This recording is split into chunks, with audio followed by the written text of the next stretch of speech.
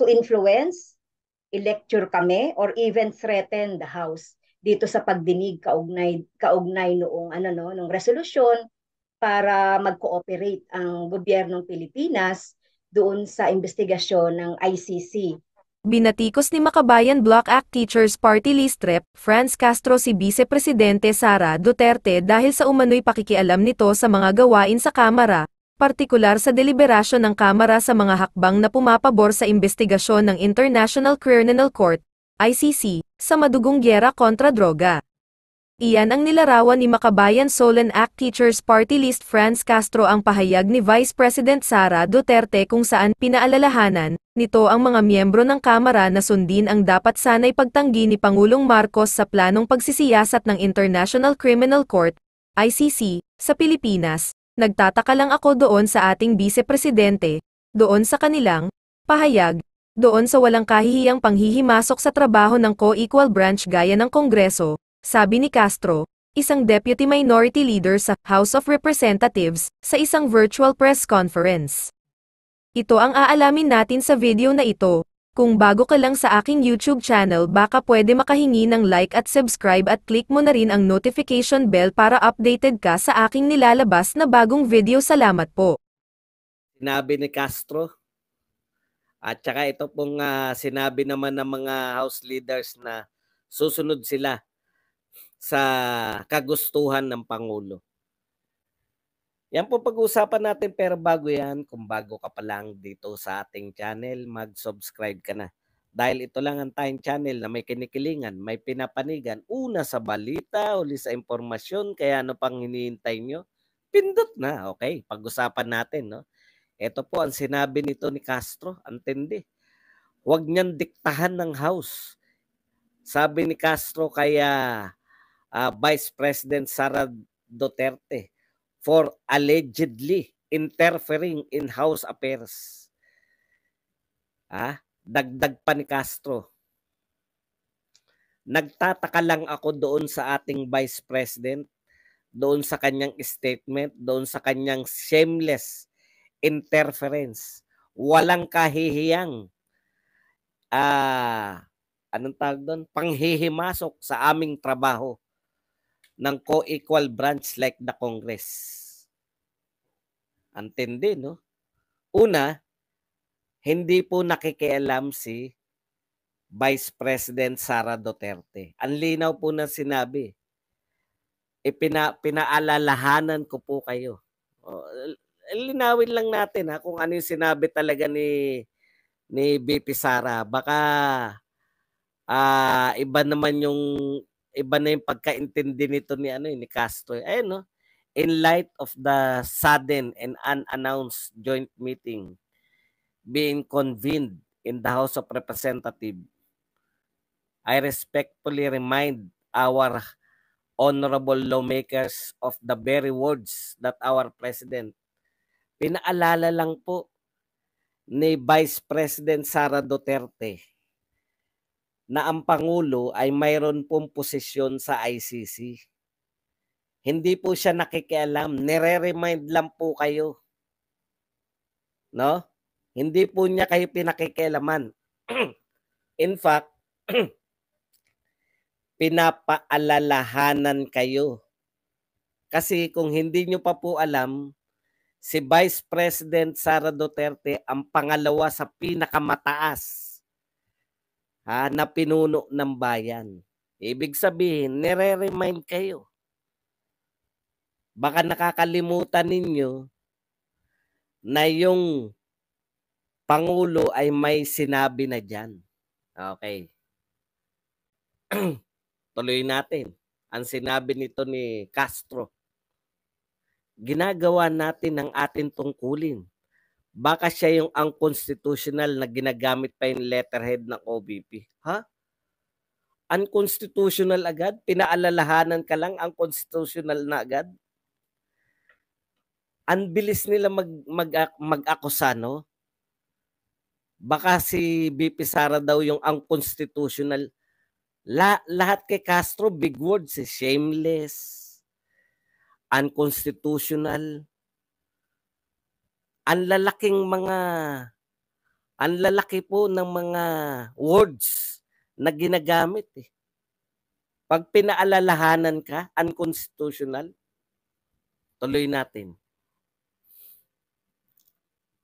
Dito sa pagdinig kaugnay na resolusyon para mag-cooperate ang gobyerno ng Pilipinas doon sa investigasyon. Yan. Sa ICC.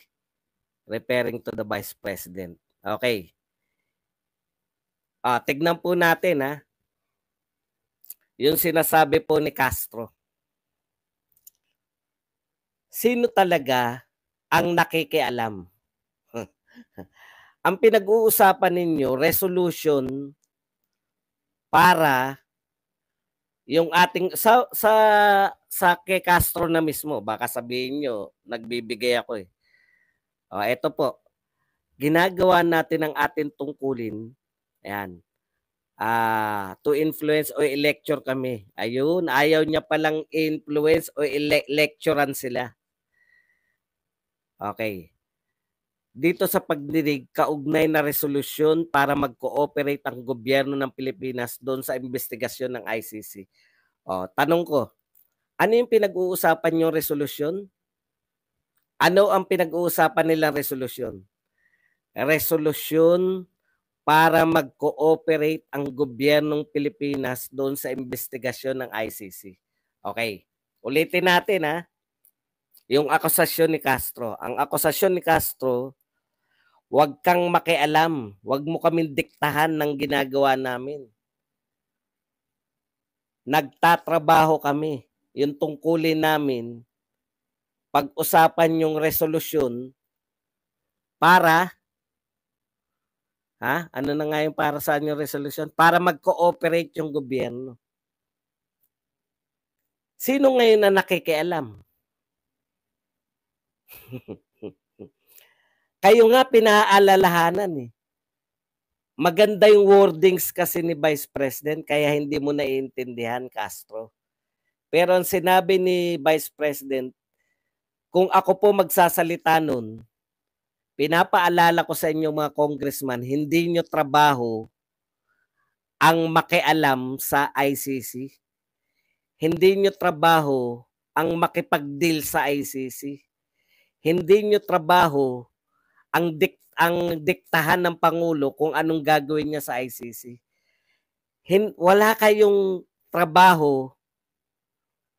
Actually, hindi kayo gumagampan ng inyong trabaho sa pagtalakay niyo ng resolusyon tungkol sa ICC.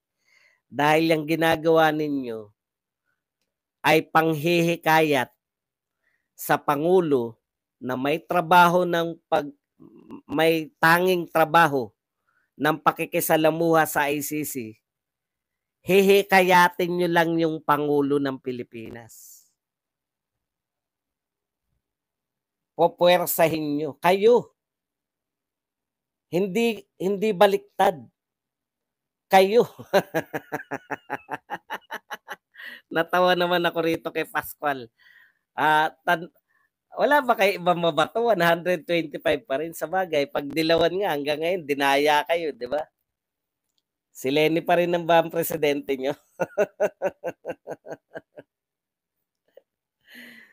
Thank you very much muna kay Jaime Villascusa na may $27.99 na pangkape. Thank you very much, Jaime ha. Sa walang kasawa-sawang pagpapakape. Uy, si Caitlyn. Long time no look. Kala ko, nagtampo ka na sa akin. Balikan po natin yung sinasabi. Mamaya na yung 125. Mag-iba naman kayo. Ang layo na. Kayong mga dilawan, nakakaawa kayo. Araw-araw may bagong pinagtatalunan. Ito pasensya na kayo, 1 minute lang para sa mga dilawan. Araw-araw po may bagong pinagtatalunan yung Tambi followers, Tambi vloggers, at saka yung mga Duterte supporters. Araw-araw may bago kaming pinagtatalunan. Kayo hanggang ngayon, 125 million pa rin. Hanggang ngayon, nadaya pa rin si Lenny. Mag-upgrade naman kayo ng tornilyo sa utak para makasabay kayo. Naiiwan na kayo ni Tambi. Hindi na namin kayo kalibel. Hindi ba kayo nahihiya? Wala bang bago? Hindi ba kayo nag-uusap? Okay. Balik po tayo rito. Representative Castro, kayo po ang nakikialam sa trabaho ng presidente. Hindi nyo po wala po kayong pakialam sa ICC. Ang Vice President po, natural na palalahanan kayo dahil siya administration.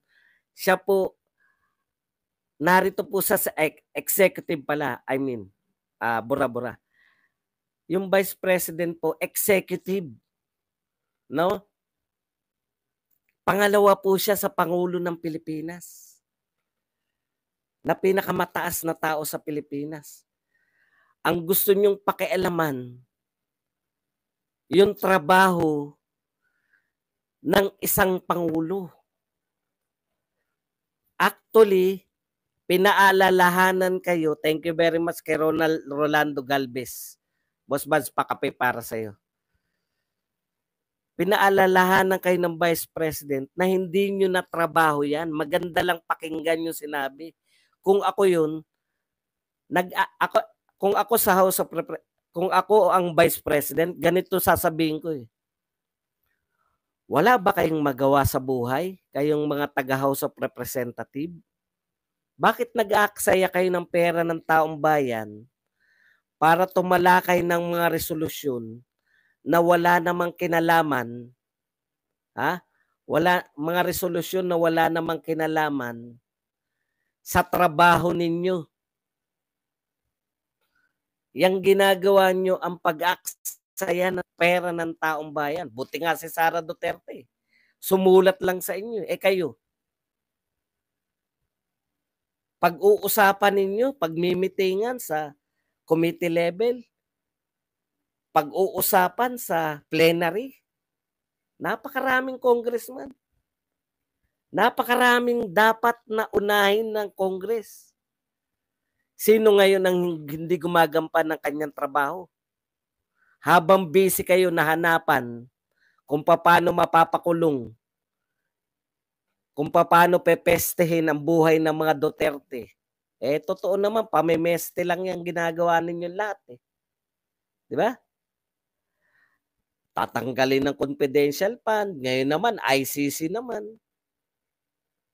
Wala naman kayong pakialam dyan. Okay lang yung confidential fund. Talagang sa inyo yun. Pero yung ICC, hindi nyo concern yun. Sino ngayon na nakikialam kanino? Pinaalalahanan kayo ng Vice President dahil ayaw niya kayong mag-aksaya ng pera ng taong bayan. Hindi niya lang masabi, ako na nagsasabi.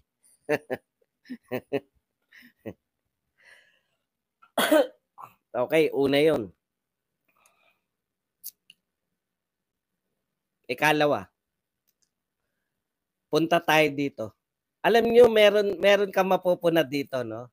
Ito po ang pahayag ngayon ng leadership. Kaya, si Castro, pakinggan mo yung leaders ninyo, no? Real talk. Ikaw ba susundin na naman, Castro? O si Pangulong Ferdinand Marcos? Nakita nyo, mukhang big kanina yung sinasabi ni Pangulong Marcos. Ang sabi ko kanina, diplomatic yan eh. Para hindi masyadong masaktan yung House of Representatives. Kasi masakit yun eh.